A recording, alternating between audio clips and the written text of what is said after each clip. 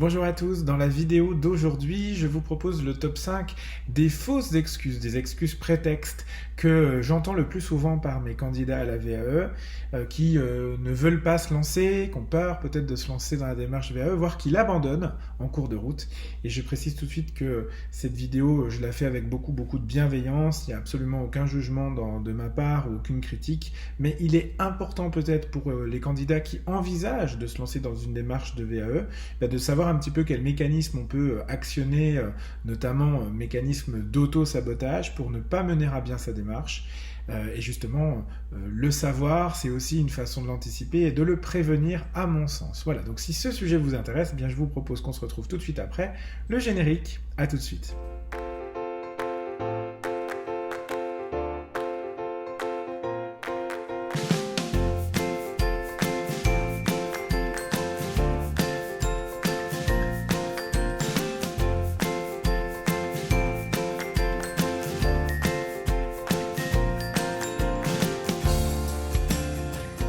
Bonjour, je suis Julien, je suis ingénieur de la formation et des compétences et j'accompagne à la validation des acquis depuis 2015 maintenant, sur tout type de diplôme et sur tout niveau. Et dans ces vidéos, eh bien, je vous partage un maximum de retours d'expérience, de trucs, d'astuces, de bonnes pratiques pour vous aider à vous lancer du mieux possible dans la démarche de validation des acquis et surtout à la mener à bien. Alors, pour commencer, je voulais vous parler aujourd'hui de la loi de Laborit. Je ne sais pas si vous la connaissez et si ces sujets vous intéressent, je vous invite à enrichir votre réflexion en allant lire et rechercher sur ce sujet. La loi de Laborit stipule que l'être humain fuit ou combat l'ennui et recherche essentiellement et avant tout le plaisir. C'est ce qui explique que, de façon générale évidemment, on a tendance à se complaire dans notre zone de confort, là où on se sent bien, là où on n'est pas trop mis en difficulté. Et je l'avoue au passage, même moi, qui connais pourtant toute cette approche théorique, eh bien, il faut que je me fasse violence pour sortir de sa zone de confort, parce qu'on a tendance à y revenir assez vite. Alors si, bien sûr, on peut avoir des motivations qui sont passagères, vous savez, c'est le régime, je commence lundi matin, les choses comme ça, on peut être plein de bonnes motivations, plein de bonne volonté, ce qui va vous permettre de dépasser cette simple volonté, c'est lorsque cette volonté, elle perdure dans le temps, elle perdure tout au long de votre démarche. Et plus le cheminement de la démarche est long, plus forcément le risque de décrocher, finalement, il est important. Donc c'est important de comprendre un petit peu ce mode de fonctionnement pour pouvoir dépasser ses freins et ses limites personnelles. Et ce que je vous propose aujourd'hui, c'est on aura l'occasion de reparler évidemment de ce sujet sur cette chaîne, mais aujourd'hui, j'aimerais vraiment qu'on se concentre pas forcément sur le pourquoi, parce qu'il va être propre à chacun, mais sur le comment on fait. Qu'est-ce qui fait qu'on commence à être un peu, à exprimer des signaux plus ou moins flagrants de résistance et finalement d'auto-sabotage, parce que c'est de ça dont on parle. À un moment, on a décidé un projet et finalement on ne va pas au bout, c'est une façon aussi de s'auto-saboter. Alors, de se mettre en échec finalement par des comportements, des actions dont on a plus ou moins conscience. Et il y a 3 types d'auto-sabotage, selon moi. Le premier, c'est le plus simple, c'est on ne fait pas du tout, donc on va procrastiner, remettre au lendemain, carrément oublier, parfois on peut être même dans le déni de certains projets. Deuxième technique, entre guillemets, d'auto-sabotage, comportement d'auto-sabotage, je devrais dire, c'est on ne fait pas jusqu'au bout, donc ça c'est l'abandon, on passe à autre chose. Beaucoup d'hyper-perfectionnistes sont là-dedans, c'est-à-dire qu'ils attendent que tout soit toujours parfait, et comme ça l'est pas, on arrête. Et puis, j'aurai l'occasion de le redire, mais je crois que je l'ai déjà dit sur cette chaîne, je le dis très souvent, le mieux est l'ennemi du bien, je le rappelle très régulièrement.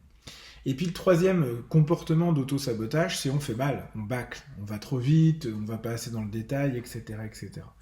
Le point commun à ces 3 scénarios, ne pas faire du tout, ne pas faire jusqu'au bout, mal faire, c'est qu'on va essayer de justifier son comportement par des excuses, des fausses excuses, je devrais dire, des prétextes, tout simplement. Et je trouvais que c'était important de vous faire une petite revue des fausses excuses que j'entends régulièrement, parce que quand vous commencez à vous le dire, ça peut être utile de vous dire « Ah oui, mais tiens, ça peut être une fausse excuse potentiellement. » Je ne dis pas que c'est forcément des fausses excuses, mais je dis que très souvent, il arrive qu'on se serve de ces excuses-là pour abandonner un projet, quel qu'il soit, et en particulier une démarche VAE. Donc, c'est quand même un investissement important, c'est souvent des enjeux et des motivations profondes qui vous mènent à vous lancer dans cette démarche, donc c'est important de pouvoir en parler parce que ça peut limiter le risque d'abandon d'une part, et puis le risque même de ne pas y aller, quoi. Donc je pense que c'est très important. Du coup, 5 excuses qui reviennent régulièrement, en tout cas que mes candidats me donnent le plus souvent.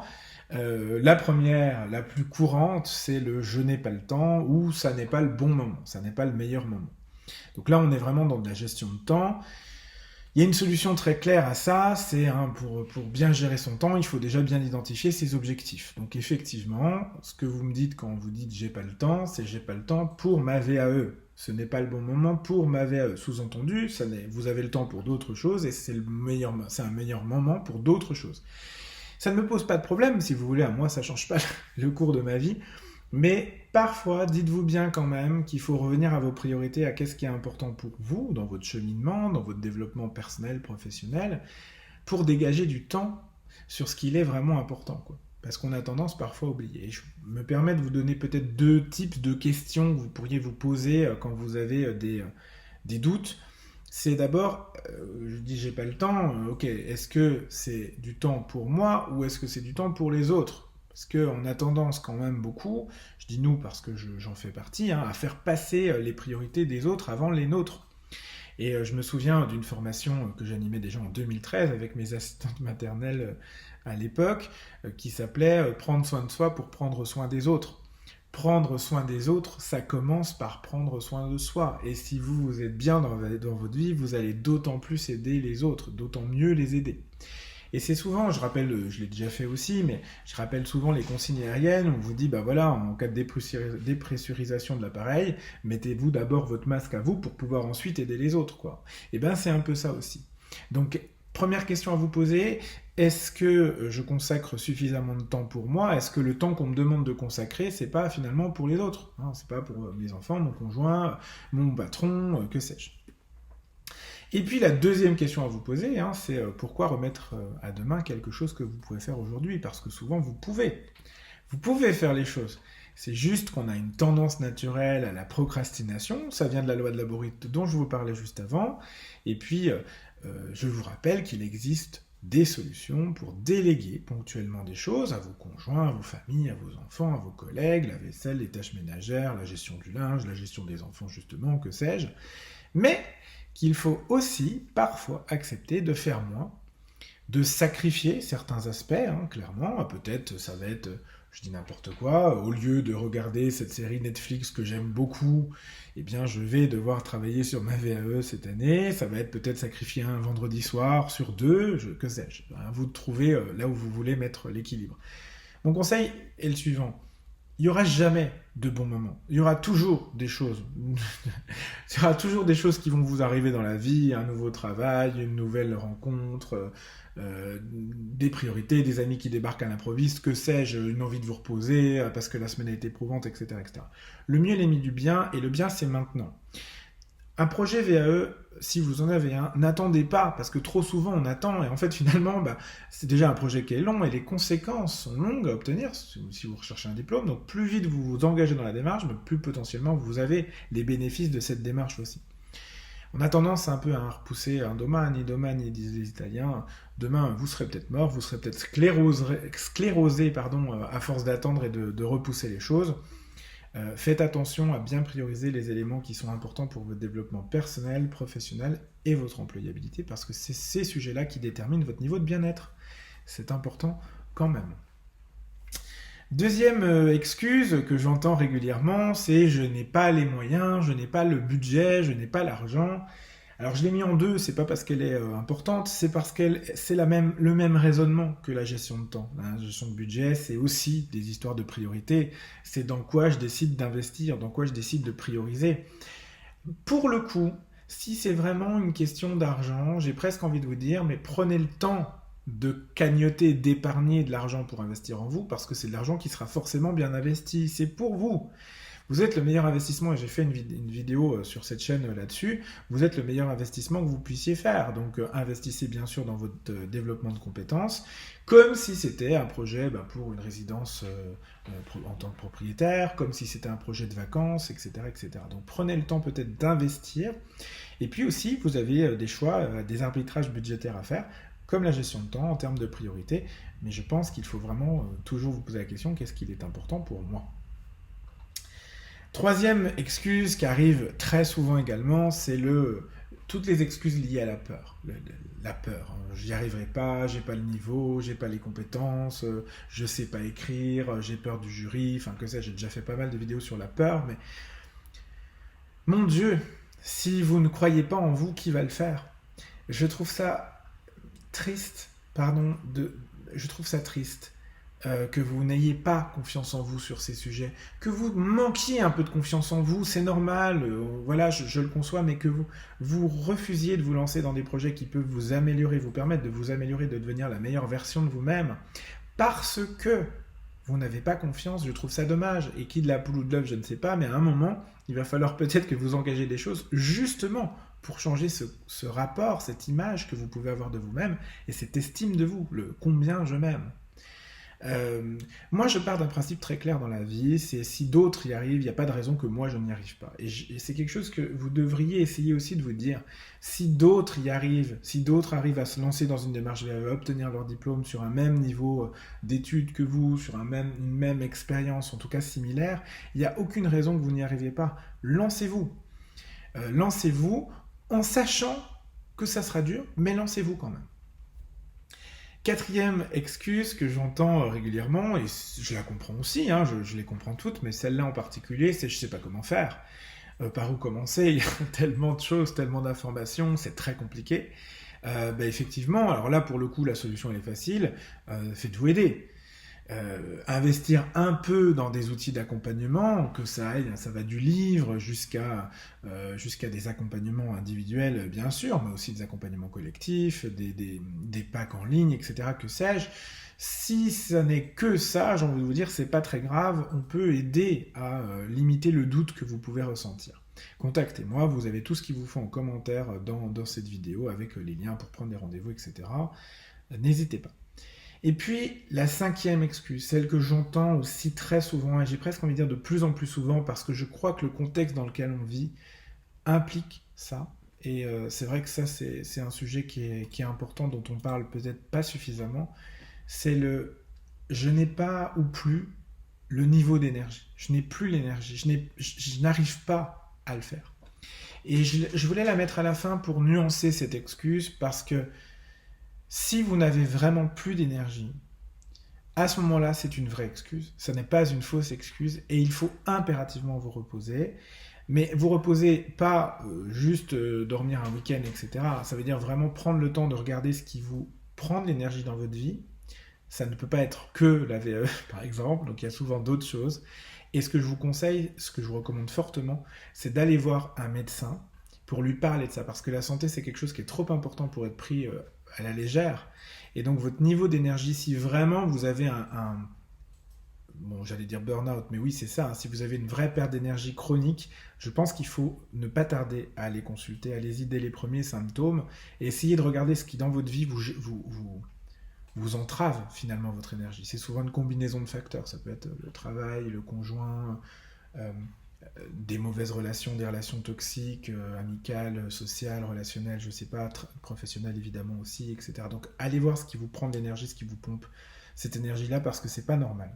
Et là où je nuance quand même, c'est que parfois c'est une fausse excuse. Parfois on a juste un petit coup de mou parce que c'est dur, parce qu'on est fatigué. Oui, ponctuellement, ça peut arriver, de ne pas avoir réussi à travailler une fois, bon, ça arrive à tout le monde. C'est aussi pour ça que cette chaîne, je l'ai voulu et j'y passe du temps. C'est parce que je me dis que vous en parlez en amont de votre projet, le prévoir, vous dire, vous répéter que ça vous mobilise du temps et de l'énergie, une VAE, c'est important parce que c'est ce qui va vous permettre, le jour où ça vous arrive, de vous rendre compte de ce que je voulais dire et de vous dire, ok, c'est normal, c'est moins grave si c'est dit, enfin si je le savais. Après, peut-être vous y attendiez pas autant, ça c'est autre chose. Mais ce qu'il faut aussi comprendre, c'est que la VAE arrive souvent pendant des périodes de remise en question, qu'elles soient personnelles, professionnelles, et il y a aussi des trop-pleins d'émotions à accepter, à digérer. Ça fait remuer des choses en fait. Et tout ça, tous ces éléments, la charge de travail, les émotions, tout ce qui peut finalement ralentir un projet, doit se gérer, doit s'anticiper dans votre plan de charge. Il est important de savoir s'accorder des pauses, de baisser son niveau d'exigence aussi sur certains sujets. J'ai fait une formation récemment communication et bien gérer son temps. J'ai une personne qui me disait, bah oui, moi euh, j'ai arrêté de repasser les bodies parce que j'allais péter un câble. Bah oui, effectivement, peut-être que les bodies n'ont pas besoin d'être repassés. Ça part, ça allait tellement vite, je suis pas sûr. Voilà. Donc il y a aussi des niveaux d'exigence, des pressions qu'on se met, sociales, familiales, personnelles, peu importe, qu'on va se mettre. C'est important aussi d'apprendre à lâcher du lest sur la VAE, mais pas que, sur les autres dimensions de sa vie aussi. Toujours pareil, en vous rappelant qu'est-ce qui est prioritaire et qu'est-ce qui est important pour moi. Parlez-en à votre coach, la solution c'est ça, en parler pour adapter, ajuster les attentes et la charge de travail, le plan de charge. Ça je pense que c'est très important, voir le planning même s'il y a besoin d'un peu plus de temps. Voilà, les 5 grosses excuses c'était celles-là, alors je vous les répète parce que ça prend du temps tout ça. Je n'ai pas le temps, c'est pas le bon moment.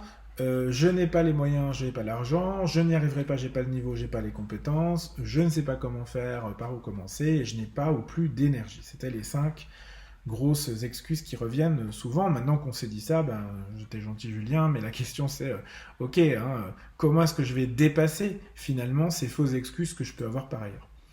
Il y a plusieurs solutions qui existent. On ne va pas faire 50 000 vidéos non plus, mais ce qui serait intéressant, c'est de vous en parler d'une que je trouve vraiment pertinente. C'est la méthode DROP. Et je vous invite particulièrement à lire le bon livre de l'intention, ça s'appelle De l'intention à la réalisation de Yves-Alexandre Talman. Je trouve que c'est une méthode qui est vraiment pertinente et il explique en fait aussi le processus de motivation, donc ça peut être toujours utile de relire ce genre d'écrit. Au-delà de tout ce qu'on peut avoir par ailleurs sur la visualisation, la pensée positive, ça intègre ces principes-là, mais ça va un peu plus loin, je trouve. Et donc la méthode DROP, c'est un acronyme, on adore ça, pour désir, résultat, obstacle et plan d'action, sous-entendu. Alors, je vais décomposer les 4 lettres, les 4 thèmes, si vous voulez, pour vous expliquer ce qu'on attend à travers cette démarche, cette méthode. Et ce que je vous conseillerais de faire, c'est de toujours bien mettre par écrit ce que vous dites, parce que pour garder une trace, pour pouvoir revenir dessus, pour pouvoir compléter, enrichir aussi au fur et à mesure de la démarche, du temps qui passe, je pense que c'est important. Mais première étape, bien identifier votre désir. Pourquoi vous vous lancez dans cette démarche? Quel est votre objectif? Un nouvel emploi, un plus grand salaire, une meilleure reconnaissance, de l'exemplarité pour mes enfants, que sais-je, peu importe.